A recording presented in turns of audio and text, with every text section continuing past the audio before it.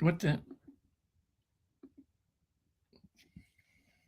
Welcome to All Things Rex. It's another Thursday, and we're recording live, a live stream. My guest I'll tell you about in just a moment, but this is All Things Rex Worldwide. I'm your host, Rex Sikes, and every Thursday at this time, 3 p.m. Pacific Time, 5 p.m. Central Time, 6 p.m. Eastern Time in the United States, and wherever else you are around the world, we go live with fascinating guests and interesting topics that will keep you on your toes. You're welcome to watch the live stream from multiple platforms, but if you're watching from the Facebook Tribune page, Los Angeles Tribune Facebook page, you'll be able to ask questions and leave comments while we're live, and so we welcome you to do so. My guest today is let's see, I just lost my thing here. Where'd it go?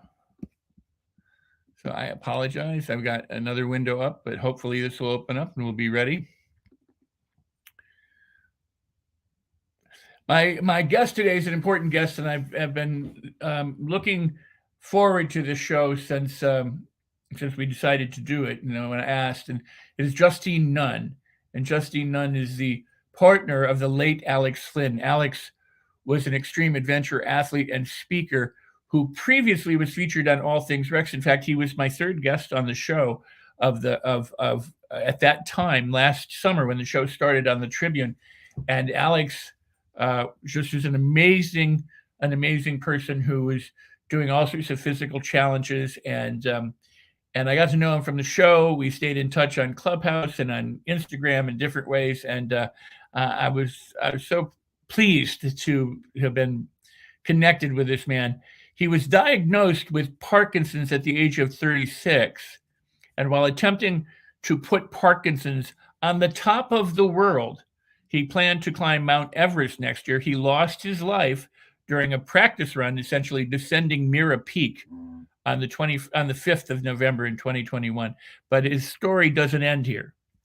The tagline that Alex used is "Keep moving," and keep moving is what motivates Justine, who's focused on continuing Alex's work to raise awareness and the funds necessary to find a cure for Parkinson's disease.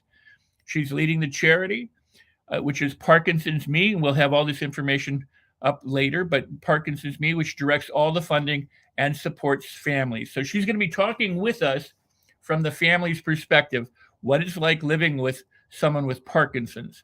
So help me welcome Justine Nunn to the show. Hi, Justine. How are you? Hi, Rex. I'm good. Thank you. Thank you for having me. I'm so pleased to have you, and I wish we were meeting under different circumstances, as I know that you do. Yeah. So, I appreciate you being here, and I only knew Alex for a short period of time. You and I were talking about, your knowing Alex for all the years you did. So let's just talk briefly about that. You've known Alex since you were. We met at school when we were 11 years old. We had our first little moment when we were about 14 years old. He was a long-haired heavy metalist, and I was sort of the indie incense burning queen. So sort of, our it wasn't the right time at that point, but we kept in touch over the years. Obviously, the internet took off. We kept in touch by email, by phone, social media, and we met up often for drinks or going out for dinner, but we were always very respectful of each other's situations at the time. And then the moment occurred about 4 years ago when both of us were on our own, and we thought, right, it's now or never. So we were together ever since. So it's been 39 years of knowing him, really. Wow, I mean that's amazing, and it's again, very bittersweet, very sad, but at the same time, his legacy will live on as a result of your efforts, and because of that connection that you made all those many years ago. I mean, who would have thought, that's how this would turn? But it truly is beautiful. Can you tell us about Alex? Because he was, for me, I was very impressed. I was like, wow, this guy who has Parkinson's decided not to let that stop him, and he was doing just some amazing and incredible, physical challenges. Yeah. I mean, he was a machine. The guy was a superhero. He was diagnosed with Parkinson's at 36, but that was not going to stop him at all. He was 14 years diagnosed, obviously before he died, and for him a 10-15 mile run every day was just like me walking down to the shops. He was continuously pushing himself so that this didn't beat him. And actually, he was in a good state, really. He had his good days and his bad days, but as I say, I've never known anyone as fit in my life. I mean, he was just unstoppable.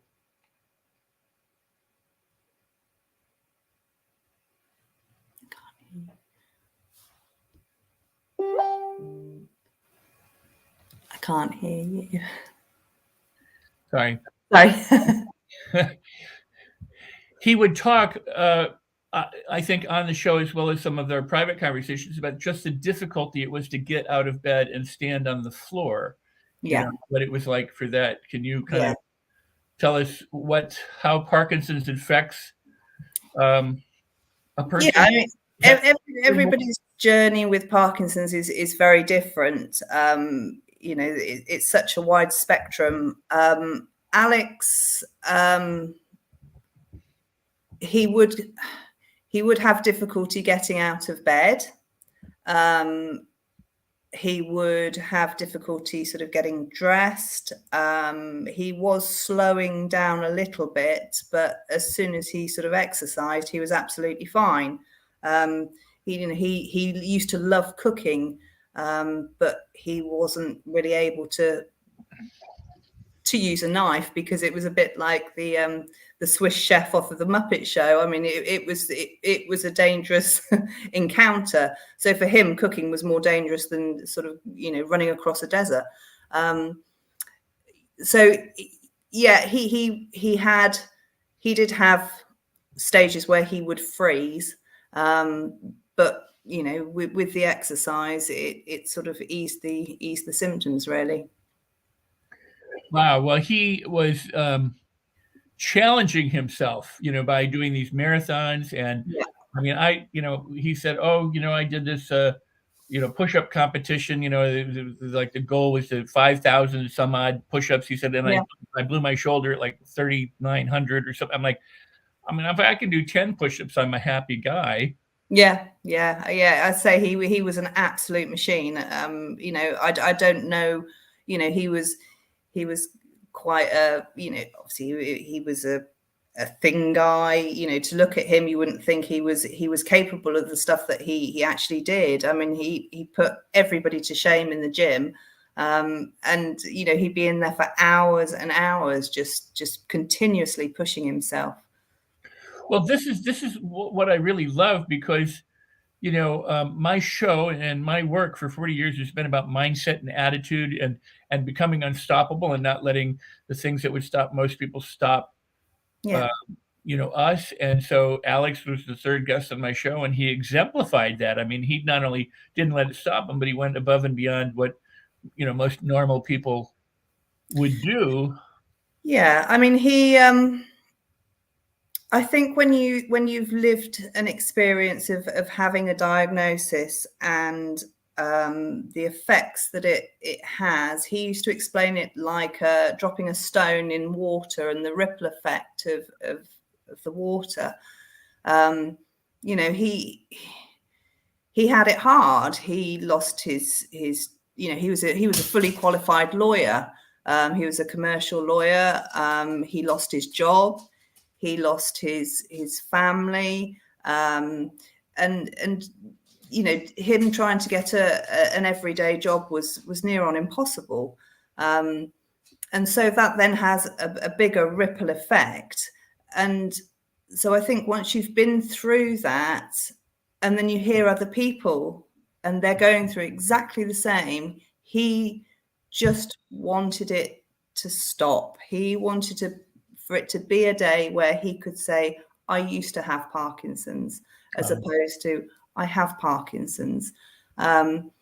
Because, as I say, you know, I did a BBC interview, and the feedback I had from families just saying, oh my gosh, this is exactly the same as our situation. You know, we've lost an income, we're struggling, we can't pay the bills, we're having to pay for full medical treatment.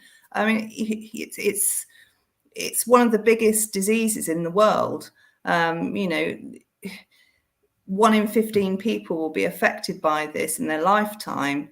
But it just doesn't seem to have moved on or progressed as well as some of the other big diseases. And it's not understood like other diseases. People think that Parkinson's disease is an old person disease. It's not. It's absolutely not. It doesn't pick, you know, it doesn't pick a specific demographic. It will go for anybody. You know, the youngest person to be diagnosed was a 2-year-old, and that was in Canada. So it's not really understood enough, and it's about time it was understood enough, and that people see the person and not the disease. Well, you know, it is sad that most people in most cases don't do anything unless it personally touches them. I mean, you know, because they don't know about it. They've got their own concerns and, you know, and everything else. But once the family's touched, and when you say 1 out of 15 people, that means a whole lot of families are being touched. If every family was just 4 persons, even then, 1 out of every, you know, I mean, the numbers are staggering. Yeah, we've got 100. I think there's 145,000 families in the UK that are affected, and that's just the UK. And that's just the UK. Yeah. Yeah, it's truly amazing. And then what you add to that, what you said in terms of the toll it takes on the person who has it, but the toll it takes on the family members, and the amount of money and time and energy it takes to you know. And I suppose, you know, other people might say, well, that's maybe true of all disease, you know, medical issues or what we're going through with COVID. But at the same time, when something is that pronounced, 1 in 15 is not a small number. You know. No, and you could be, you know, if like with, okay, the situation with Alex is slightly different, but you know, he could have lived into his 80s quite easily because of the, you know, his level of fitness, and so that's a lifelong disease, as opposed to, you know, potentially with something like cancer, you have it for a certain amount of time, you go into remission, it potentially goes away. This is there, and it just gets worse. That's that's quite a pronouncement. I mean, you know, and I don't know that, you know, that I mean, that shouldn't be lost on all of us. That somebody could live to, you know, he diagnosed at 36 and he could live to be 80. So that's what, 74 years, or no, I mean, 64 years, something like that, 54 years. I mean, to live with the disease for 54 years, you know, is kind of mind-boggling. So you're carrying on his work. So let's do a little bit of this, because it is Alex I think it was on my show, or it was in the clubhouse room, said, you know, next year I want to climb Mount Everest to raise awareness and raise the money, you know, to help eradicate Parkinson's. Yeah. In order to do that, I'm going to climb 3 peaks prior to that as practice runs. So I had heard that he had begun that. Was this his first, second, or third peak that he was doing, or?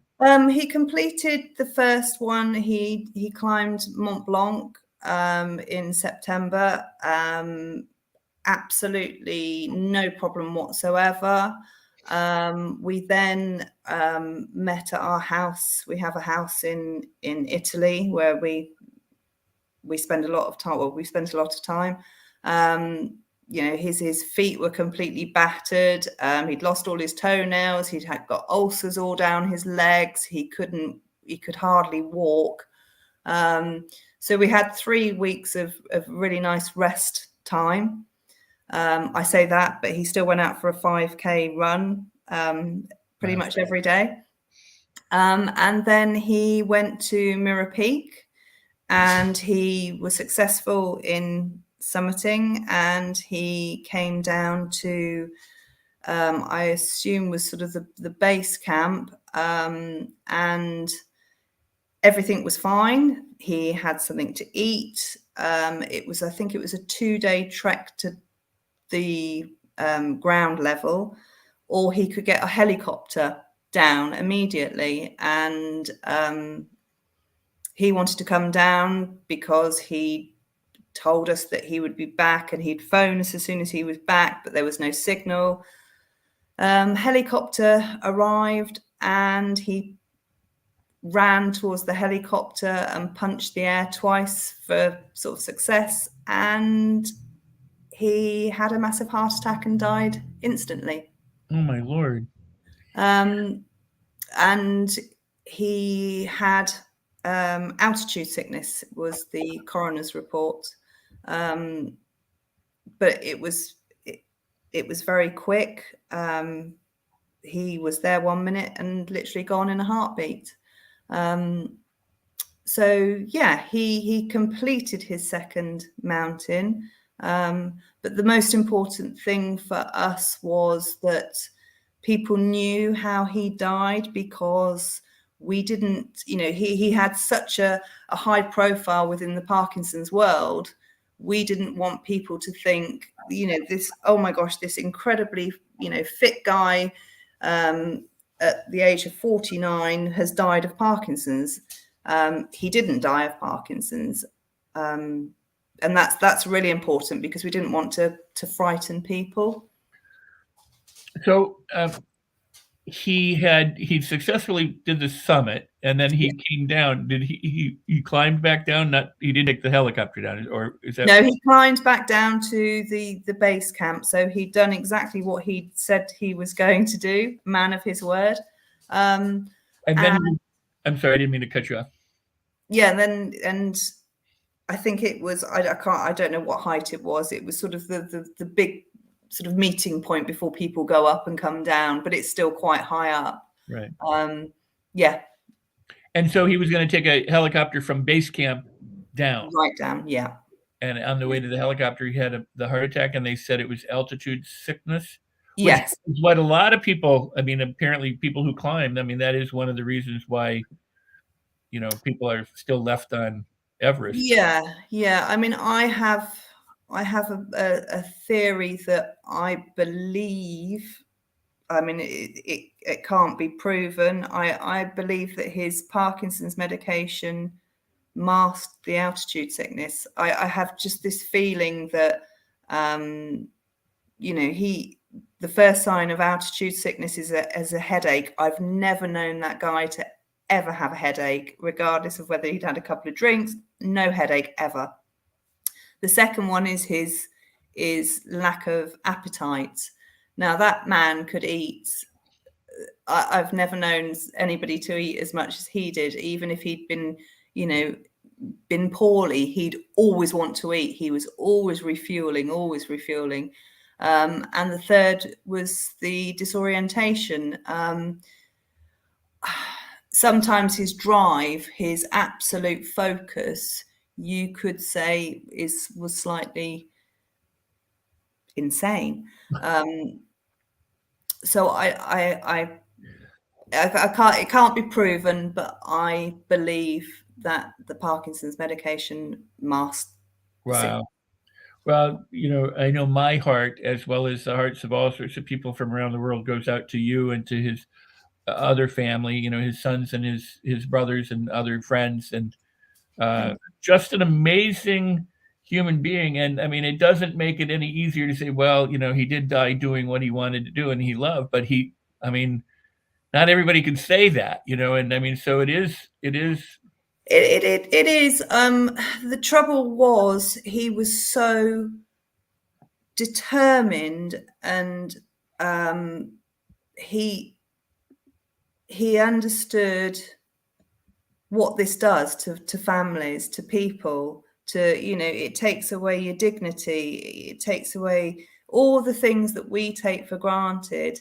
And he was so passionate that, you know, running along across a country or a continent, or you know, wherever he would choose to run, wasn't getting the attention it needed, because it's pretty much what most people do.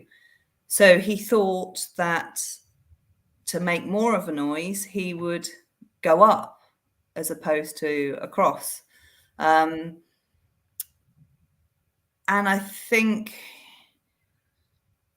he almost, well, to me, he sacrificed himself for a cause, because had somebody put their hand up and gone, oh, you know, you're an amazing lawyer, you are an incredibly intelligent guy, come and work for us, then he wouldn't have done that. So yeah, he Wow. an amazing selfless guy. Well, and with the, when you say flat, he like circumvented the globe a couple of times, didn't he, with all the mileage he put on? Yeah, exactly. So yeah, so, and I mean, I don't know whether Everest would have been his, you know, he did promise us that was it. But there would have, you know, he'd have found something else. Well, I want to pause here for a second and just say, who's ever watching this show live or recorded, please push this show out. Get the website, the hashtag, the charitable charity work that Justine, we've been flashing on the screen, that Justine is in charge of, and make sure that other people learn about this disease and about what Justine and others are doing in order to help eradicate it, help bring awareness to it, help get research so that far fewer people in the world will be affected by it in the future. This is an important work, and this is an important show. You know, I mean, it truly is. I mean, of all the shows I've done, you know, Alex, we did the third show in my, you know, in my history with the LA Tribune was with Alex, and one of my favorite shows for that reason, because, you know, here was this unstoppable man, and like I said, a role model to me, and impressed me in so many ways. So let's help carry on his legacy and help Justine do that. So if you would make it a point to share it, if you'd make it a point to comment here on this show wherever you see it, if you would make it a point to like it, and or contact, if you can donate. I mean, you know, you follow your heart, but if you can help spread the word for Justine and his family and others who are suffering from Parkinson's disease. And remember, it's not just the person with it that suffers, but the family and friends around them as well. So please, let's do this. So having said that, why is it so important for you to continue Alex's work? Because, and by the way, I'm sorry, I'm cutting you right off, but I applaud you. I thank you for doing it. Thank you. I mean, I really do. I think it's admirable. I really appreciate it. I think because I was there with him every step of the way. You know, I'm probably one of the only people that now actually really appreciated lockdown, because we were together all the time. So, you know, in hindsight, for me, that was, you know, that was an incredible time. I think because people, you know, they saw Alex the superhero, they saw Alex doing amazing things. Alex wasn't quite ready to talk about Parkinson's and how it was, or how it had really affected his life. he was almost ready, and he'd spoken to the boys and myself that when he'd done Everest, then it would be time to actually talk about how it really was. He used to say he'd wake up with Parkinson's and go to sleep with Parkinson's. Well, so did I. Every day there was a challenge, but we were incredibly close. We were a creative couple. We could adapt to situations. I got his back as much as he'd got mine. And I think if it'd been the other way around, then he would be, that's what a relationship is. He was my whole life, my whole world, and that world has been completely ripped from under my feet. And through all the chaos, of not only losing him so quickly, but him not being in the same country or not being able to get him home quickly. There was just something that I had to keep going, and as painful as it was, I had to say, look, okay, he died what he loved doing, but actually he loved his family. He would have absolutely hated this. He'd be so disappointed. And so it can't stop. There can't be another Alex Flynn trying to do something completely extreme to try to put a stop to this. And there can't be another me and another set of children who are without the guy who was the most important thing in their lives. So absolutely, we have to keep going with it. I think what you just said, it really hits home, and it really, because I said it earlier. I said, people say, well, he died doing what he's loved, but like you pointed out, he would have hated to go that way, that he wouldn't have left his family if he had a choice. And Yeah. that's really important to know. Yeah. No, we had, again, the effects of the disease. He couldn't work. We didn't need money. We had a beautiful family. We had a roof over our heads. We had food on the table, and we had each other. You don't need anything else.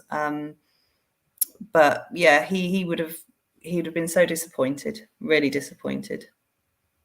Well, I can appreciate that. So, again, I just want to encourage people. We've got it on the screen. There's the hashtag Keep Moving. AlexFlynn.co.uk is the website, Alex's website, and then 10 Million Meter and Beyond. There's just so much to learn about him and you and Parkinson's and the work that you're doing, and we're going to do that. We're going to have to take a break in a moment, but we're going to do that, more of that, while we're here and come back. But again, if you're watching live or otherwise, please do share the show. If you can share it right now, if post it on your social media, tweet it, Twitch it, whatever you do, Periscope it, Instagram it, get it out there so that other people can experience, learn what this is like, and have, I think the best thing to do in the case of a charity or in terms of a help is to get it out there so people can decide that they have the opportunity to help. But if they don't know about it, they can't help. Exactly. And you may share it to somebody who goes, I can help in a big way, but even small ways, lots of small ways help, sometimes more than one big way. So I really, really hope that we can get this out in a significant way, and continue that, and be sure to follow up with those websites and those addresses. That said, Justine, if you would stay right where you are, we're going to take about 30 seconds for the Los Angeles Tribune, and then we'll be right back. Okay. All right. Thank you. Thank you. Hello and welcome to the Los Angeles Tribune. Since 1886, our name has been a part of the world of journalism.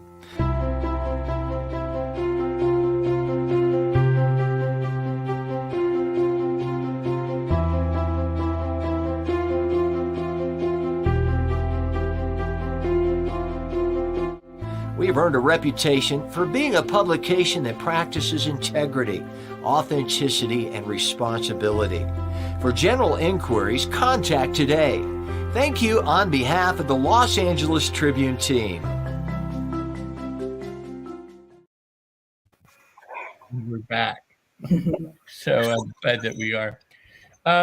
So let me ask you, because you've had to adapt both living with him and now living without him. How have you adapted to this adversity? How are you doing? I mean, how are you holding up? And I got to ask, you have support from people that you need to have support from? Is that? Yeah. Yeah. I mean, as soon as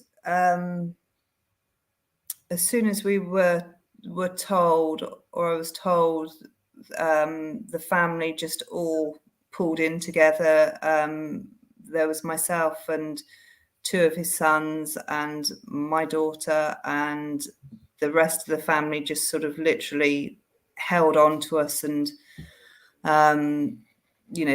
fantastic and absolutely wonderful friends. I don't think we could have asked for anything else. Everyone has been absolutely fantastic. I think I suppose it's how he would have described the diagnosis. You're very numb. There's to say that your whole world is completely ripped from under your feet. I mean, this is the guy I was going to spend the rest of my life with. We'd got all sorts of plans and dreams, and one day it's there, and then the next it's gone. And because I've known him for so long, it's a huge loss. But he would also say to us, well, you can sit on your backside and feel sorry for yourself, or you can get up and do something about it. It's easier said than done, but then it was, for him, it was easier said than done getting out of bed in the morning. So it's like, he would describe Parkinson's as almost if you put your fingers in your hand and hold your fingers tight and try to move them, that's how Parkinson's felt to him, and that's how life without him feels to me. But I have to honor him. I have to do what he would do, and he just kept moving. Wow. I mean, wow. I mean,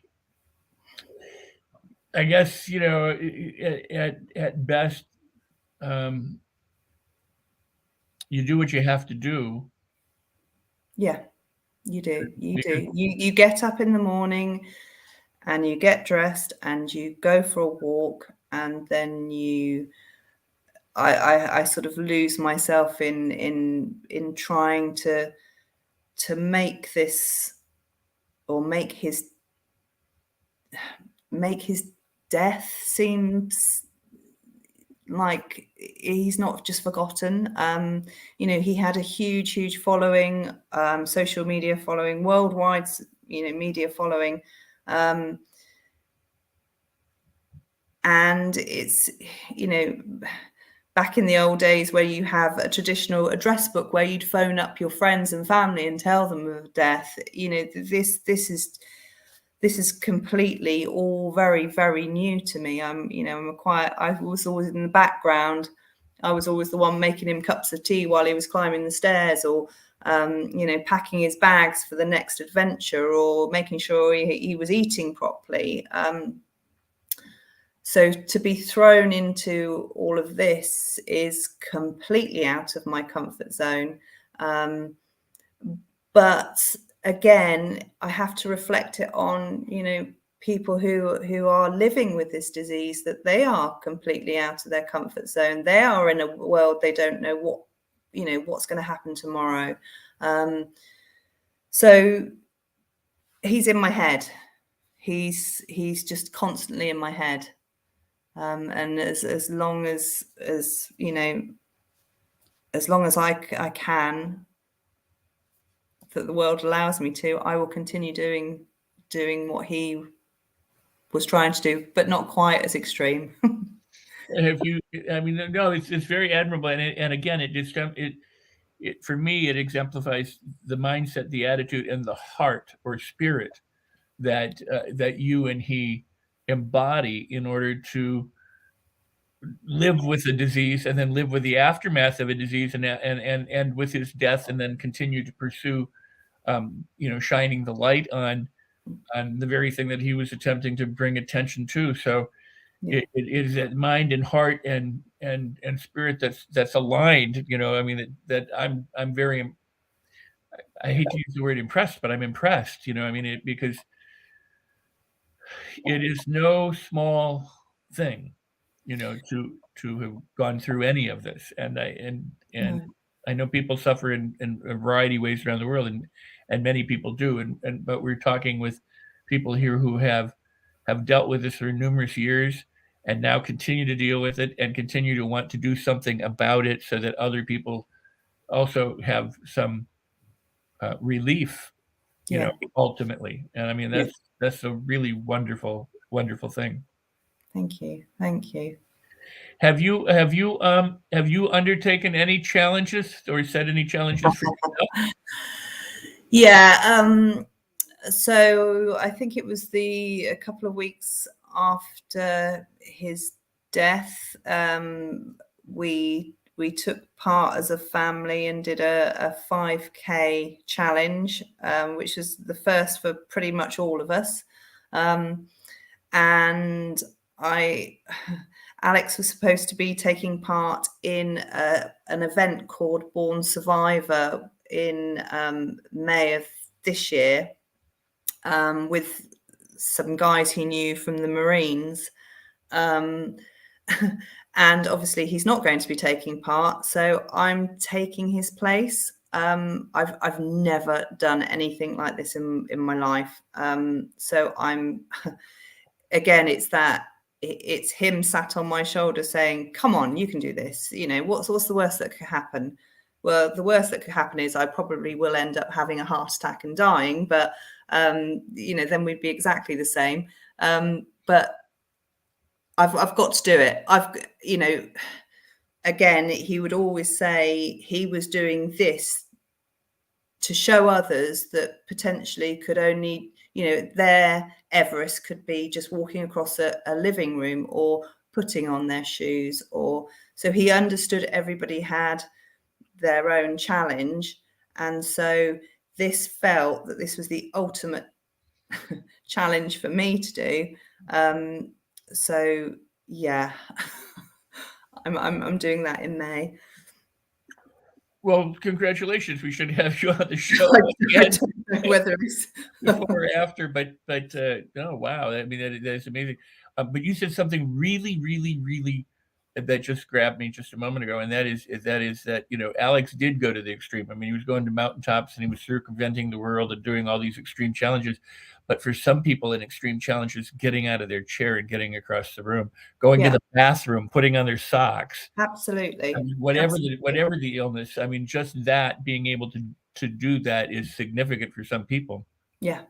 So I had to put myself in that position again, because that's his mindset. So I have to put myself in that mindset now and take on things that absolutely petrify me. This is wow. I appreciate that.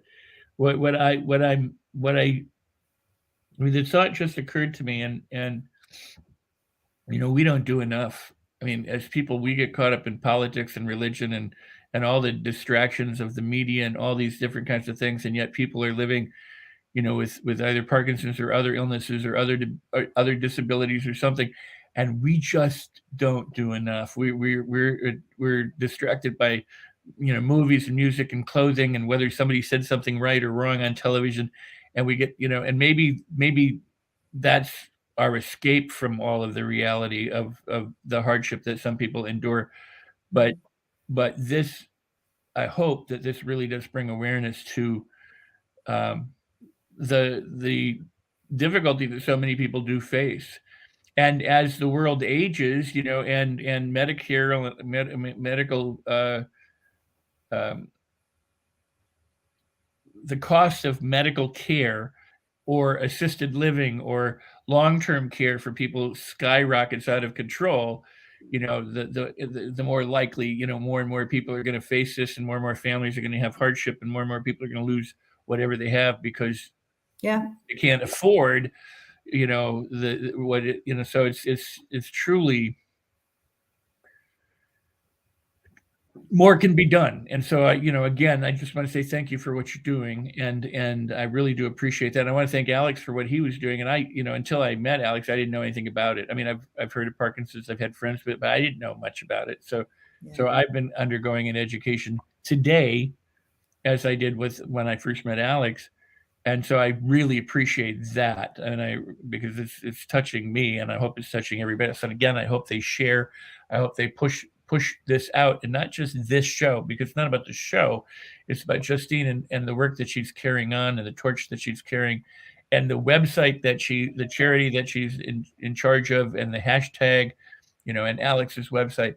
That's what I really hope that you will get out there for others. And if you're watching live right now and you have comments or questions, I know people are saying things in the chat room, but I think if you have some questions or some comments for Justine, while we have time left, certainly feel free to ask them. But please do blast this all over social media if you would. If you do nothing else ever, or watch another show of mine or anything, make this show one that you really get out there. That would be a worthwhile thing to do. So you've chosen this small charity called Parkinson's Me. Yeah. As the nominated charity for all Alex's fundraising money to be donated to. So why this one? And can you tell us about the charity? We moved to a little market town just outside of Oxford about 3 years ago, and Alex met a guy called Ewan Stutt, who also had early onset diagnosis of Parkinson's at the age of 41. Ewan, like Alex, liked to go running, was a very active, fit guy, and he started Parkinsons.me as a sort of a blog website to talk about his experience with being diagnosed. And then that was turned into a charity. And the charity looks after families living with Parkinson's. So it doesn't actually... It doesn't look for the cure or fund the cure, because there are all the big charities that do that. This one looks after families. They do exercise groups. They have counselling service that they offer. They have just outside of our little market town, they've got a community garden, which is absolutely beautiful. But they want to help families. And so Alex was very much about the cure because he had the disease.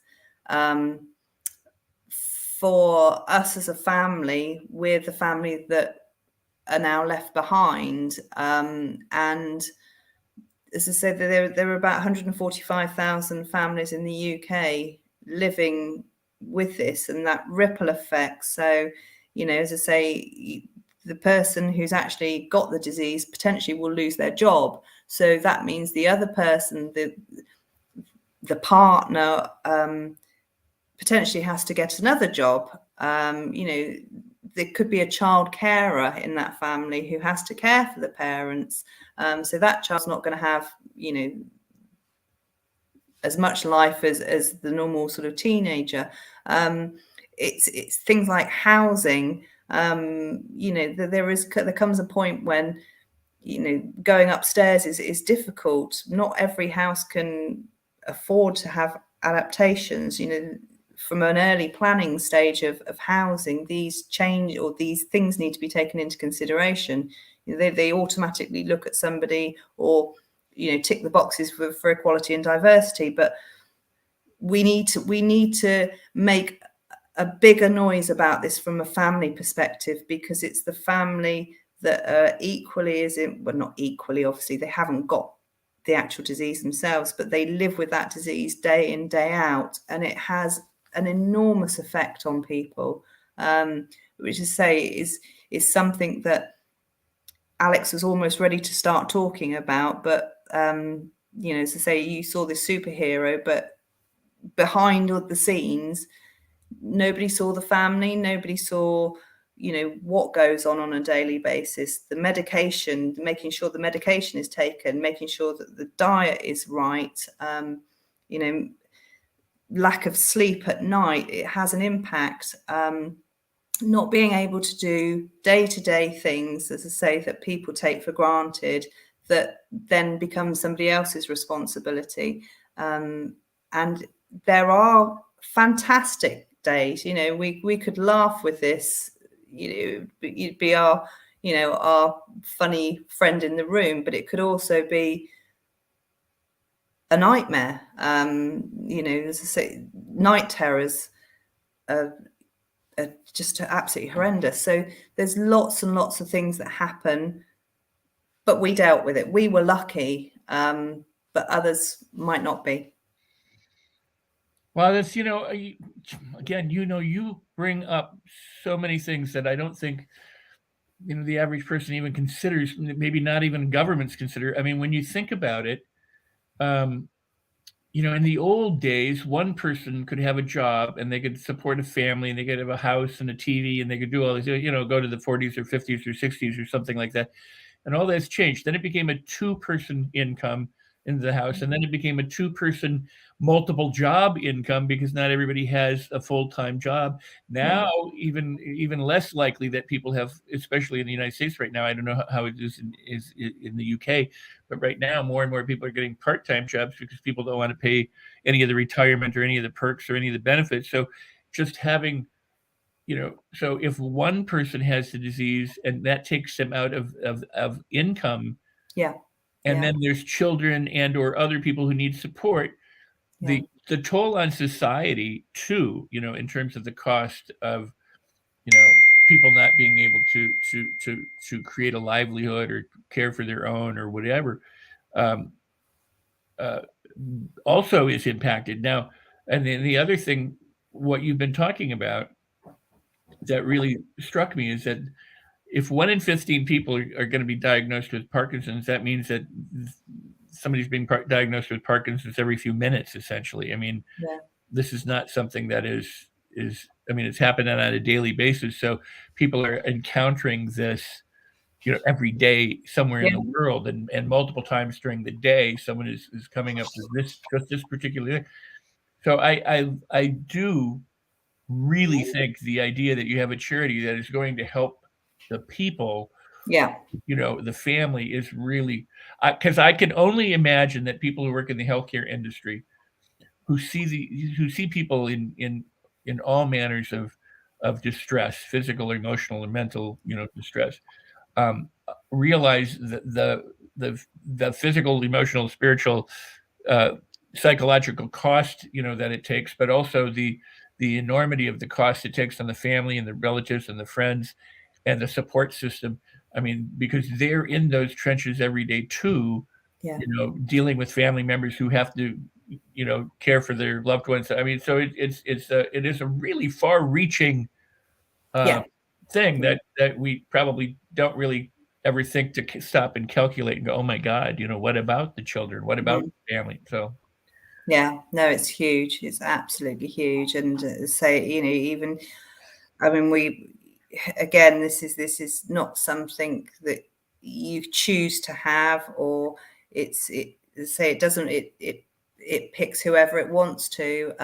For us in the UK, it's about, I think it's about £10 a month for medication. Well, that's £120 a year, and when you're not working and you've got to find that, it's just wrong.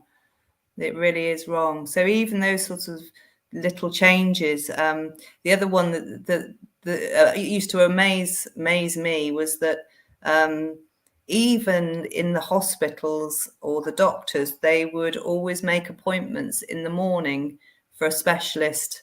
Now, a person with Parkinson's isn't particularly very good in the morning. So even those sorts of tiny, if we can make some tiny little changes so that potentially Parkinson's disease appointments are in the afternoon, the stress levels for that one person would be reduced.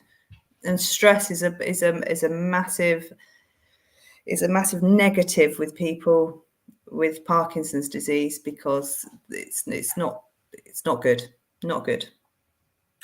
Well, there, but the grace of God, go I kind of thing. I mean, grateful that,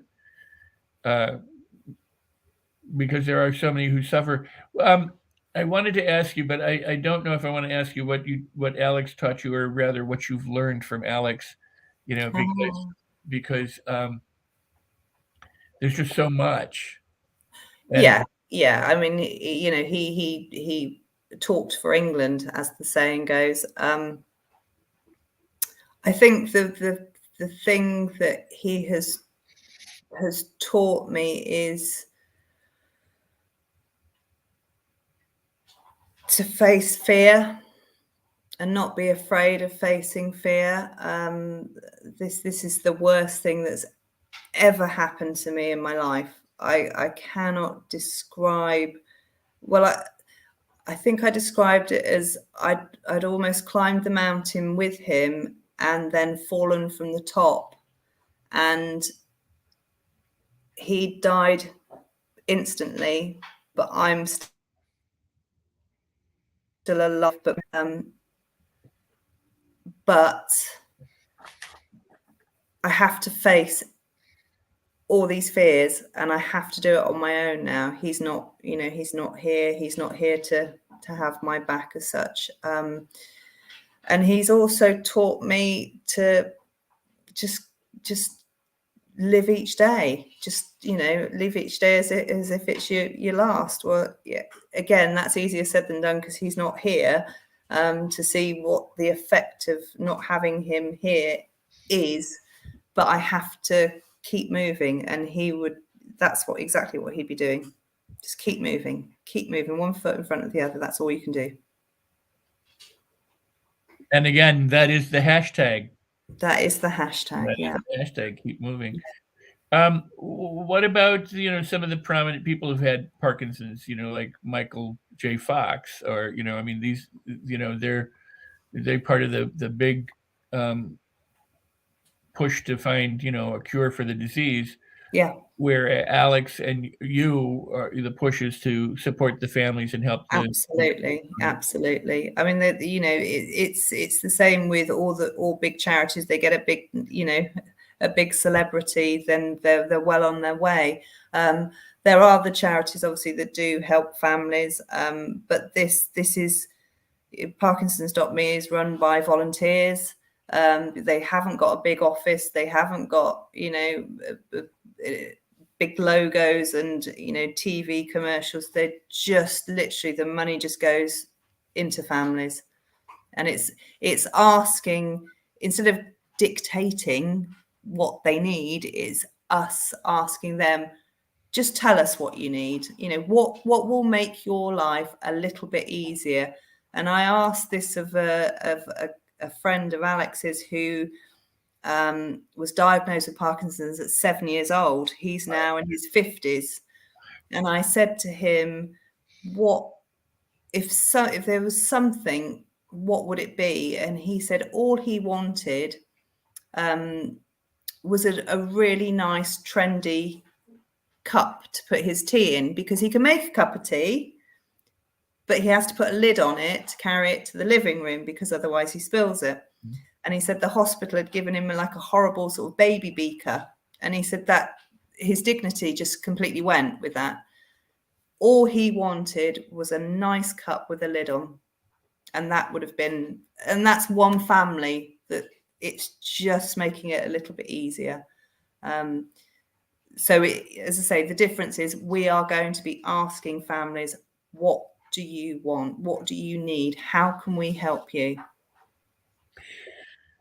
That is, I mean, it's really beautiful. It's sad, but it's really beautiful, and it's inspiring and not sad.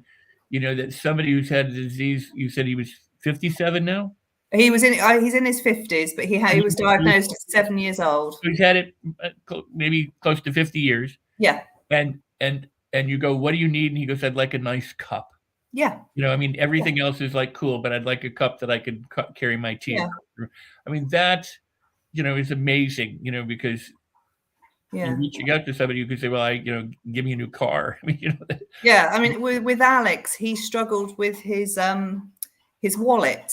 Just a normal, he had a sort of a normal black wallet, and he used to struggle getting it out of his pocket and try, the pressure of a queue behind him. He would start, you could see he was getting stressed. And I found a little tiny designer wallet, but it had a little tab at the side. So you push the tab down and the cards popped up. And he thought that was the best thing ever, because he wasn't put in a situation where people were sort of tutting and the shop assistant would be sort of, come on, I need your money. And it's those little tiny things that do make big differences. And they don't have to cost, like you say, we're not saying new cars. And I think people who are in the situation, as I said, we haven't got, we've got our roof, we didn't need anything, but those little tiny little things just make such a difference.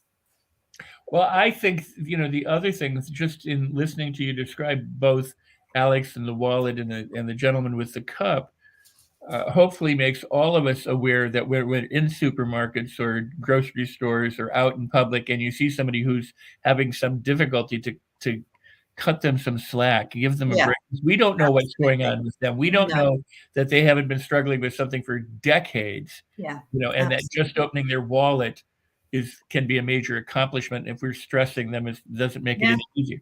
I mean, that shining the flashlight on that, I think, just being more kind, more compassionate. And I'm going to promote something I saw the other day. I don't know what it was called. It's not even in English, so I have no idea what they said. It wasn't subtitled, but you can find it on Facebook. And it was this kid who comes to school, and every day he comes to school, he shows up late, and the teacher slaps his hand with a ruler. The kid takes his place, and and this happens 4 or 5 times, and then the teacher's out on his way to school, and he sees the young child pushing someone in a wheelchair and struggling with the wheelchair to get this person somewhere. And then, the teacher goes on to school, and the child shows up late. He now knows the reason he's late, because he's been helping someone else. Yeah. You don't have to speak English to get that. No. It grabs your heart and your awareness at that moment. And that's that I hope that this does for people here, our conversation and your work, and what Alex stood for and did, and what you're standing for and did, will bring that same kind of awareness and that same kind of heart awareness that people open up their hearts and minds to. Yeah. Because truly, truly amazing and necessary work. There was a question about medication, and I don't know that you have to give the name of the medication, but somebody asked, what sort of medication there is. What sort of medications are used to suppress Parkinson's? Because is it like anything else where it's a juggling match, trying to match the I mean, is medication? Because Alex said something to me that I didn't realize. He said, we don't shake except because of the medication. No. Parkinson's is about rigidity. It's that whole feeling. The medication causes the tremors. I don't know the big medical names for I don't the tablets that he used to take, but he used to take, I know little pot, and it'd be 1 green and blue, 2 orange, 1 red, 1 white, and a cup of tea.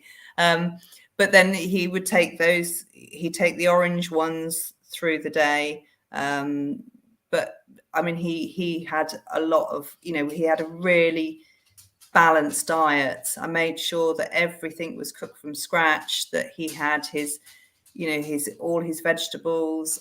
He didn't have a lot of sugar, although he did have a very sweet tooth and would sneak off to the cake shop. But, I knew how important diet was. And so he had a very, very healthy diet. And then obviously his exercise and diet are as important as medication. Wow.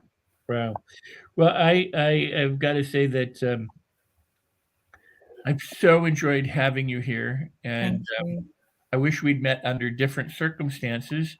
Yeah, I really do. I know you do too. I mean, more than I could ever. So I wish that were the case. I'm proud to have known Alex for a very short period of time. I'm honored, and I was honored when he came on the show, and I'm honored that you're on the show. And I really do hope that we can help, that the show will bring it, and that because of this, you'll be connected up with other people and other resources that can help in this cause. So, and before we go, I do want to make sure that we have the website is going across. Alex's website is scrolling right now. The hashtag keep moving, alexflynn.co.uk, the charity. And is the people, if they want to reach you, they reach you through the website, or how is it? Yeah, no, you can contact me through the website. I'm always very careful about that because I don't want to just, blurt. Some people, here's my phone number. I'm like, no, don't do that. No, we're still using his website. We're still going with that. We've got a new landing page on there, so you can contact us, or you can look at the local charity that we're raising money for, Parkinson's.me. So that link's on the website as well. So before we go, because we do have to go, I've enjoyed being able to talk with you, and I hope that you'll come back, that we can have you back on the show at another time, or if there's any important changes or any announcements that you want to make, feel free to reach out. We'll put that here, and also, like I said, hopefully connect you up with other resources that can really make a difference for the people whose lives are touched by Parkinson's and those people suffering from Parkinson's themselves. Absolutely. Thank you. But now I don't want the final word. I would love for you, before we have to say goodbye here, to final thoughts for the show today. That anything you'd like to express. I think it's not. I think the important thing is that it's not all about just raising money. It's just about raising awareness and continuing Alex's adventures, but just in a very different way. And as I say, as he would say, just keep moving. Wow. All right. Well, thank you so much for being here. Thank you. And I'll be talking to you in just a moment. But again, thank you. No, thank you very much. Thank you. Justine Nunn, everybody. I'm so pleased and so delighted that we were able to help her carry on this message, this important message that Alex, that was his mission, and that is now her mission. And so I am honored. I feel privileged that both have been on the show.